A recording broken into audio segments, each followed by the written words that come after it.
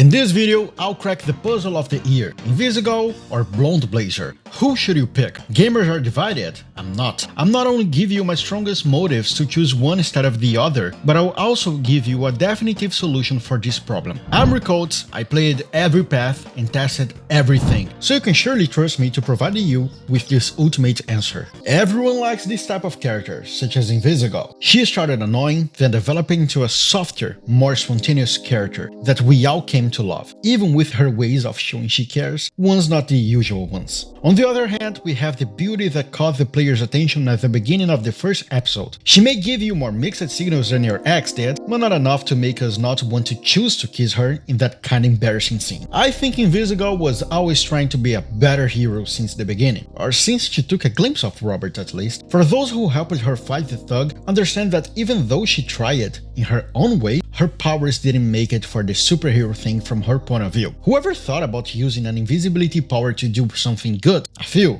I know, but for the most part, people who desire to have this power always thought about using it for doing something evil. So I understand her inner complexity. All she needed was someone to understand her, to guide her, and when she found someone to guide her, she fell in love with the alpha male protagonist. Blonde Blazer, on the other hand, is a more complicated case. She gives a lot of mixed signals, like I said. If you decided to kiss her, she will say she gave the wrong impression and that she is strictly professional. If you let the moment pass, she will be embarrassed because she obviously wanted to kiss you, even though you didn't. Like I said, complicated.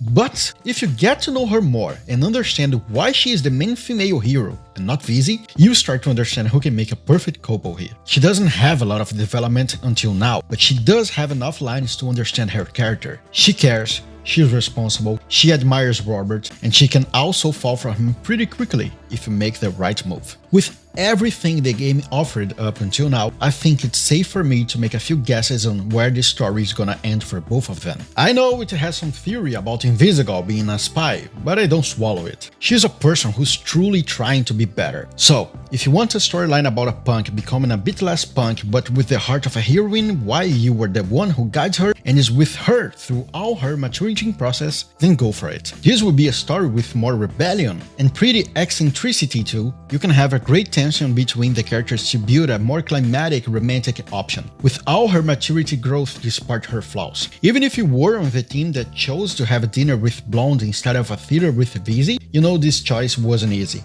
No one with a heart would just let her there. Vizzy can have a real growth in her character, but I don't think this will be attached to your choice of dating her or not. You can still be a great masculine figure trying to help her, and maybe for not wanting to be engaged with her, this would be a nice touch since you would help her without thinking about her body. Because on the other side of the coin, we have Blonde Blazer. We didn't have much about her until chapter 4. The same chapter that developed Vizzy a bit more also gave us more about Blonde. If you choose Phenomena Man to be on the crew, you get to know that because he isn't human, he couldn't fully be in relationship with Blonde. I'm not only talking about the lack of compatible organs with a female human, I'm talking about comprehension. Robert conquered all of us players because he seems like a normal dude with a good heart. He doesn't have the best body, he doesn't have the best face, and he has a monotonous way to speak. But joining all things together, he becomes more interesting for being normal. And all she needs is a normal, healthy relationship.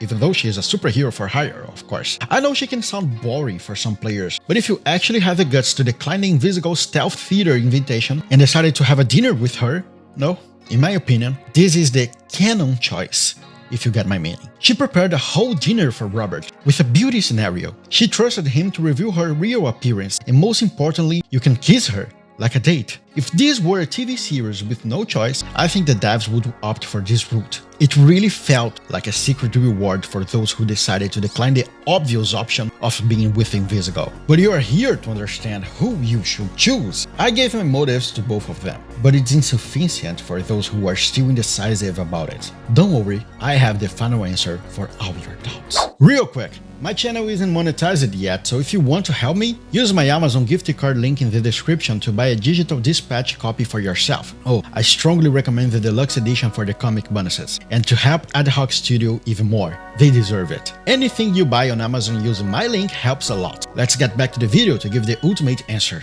Solution? Play both. Yeah, it seems obvious, but it actually isn't that obvious, otherwise you wouldn't be here. right? We still have a couple of weeks before the game launches its final episode, so don't worry, take your time, because I know you're anxious for the next ones, and do what I do. Play both routes. Pick one you're interested in the most, and do it first, but right after, start a second route to have the full experience. By doing this, you guarantee you not only will enjoy everything the game has to offer, but also won't be burned out from the game, to start everything from zero after the final episode releases. In that way, you can be updated in both routes, see all choices you hadn't taken yet, be a better dispatcher to help you in the future, and you can decide to just switch routes if one route starts to get more interesting than the previous standard one. Everything is in your hands.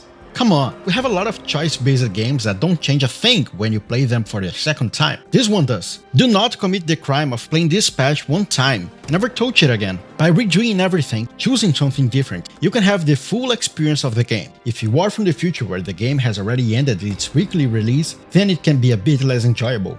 But I recommend that you finish the game once and then start it again with different choices. Trust me, do it. For your own personal pleasure. My channel is about video game reviews and some in-depth analysis of the games I love the most. This won't be the final video about this patch because I plan to launch a video analyzing the newest chapters when they launch. Subscribe so you won't miss a thing, like if you enjoyed the video, and comment which route you chose and why. I hope I'll see you next time. Thanks and God bless you all.